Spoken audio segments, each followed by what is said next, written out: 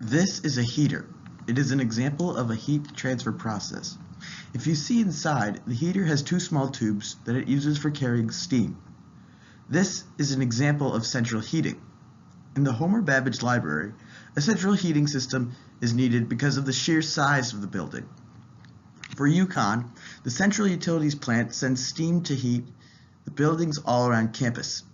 The steam is returned to the CUP by the second pipe inside.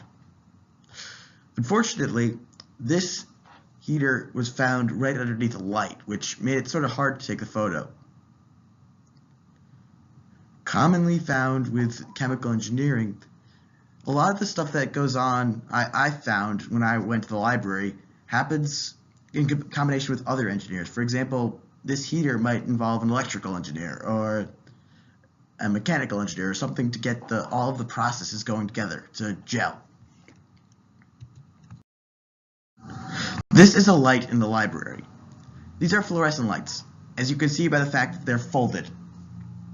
Fluorescent lights give off heat, which is a heat transfer unit process, but not as much heat as a typical incandescent bulb, which also makes them much more efficient.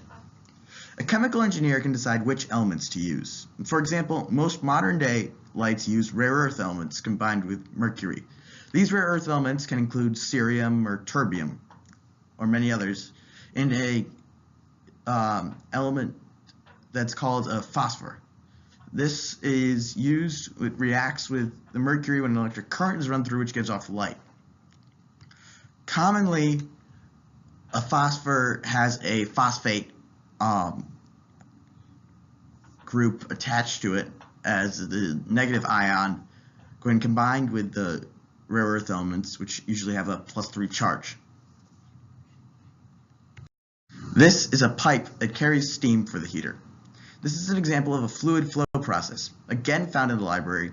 This will help carry steam from the central utilities plant to the radiator that we saw earlier. Although this is flawed from an artistic perspective, like it sort of comes right down to the ceiling and interrupts the view of the library, it works well from an engineering perspective. And that sort of reflects in the somewhat industrial architecture of the library, which, because all of this storage needs a lot of heat to heat up this whole big library.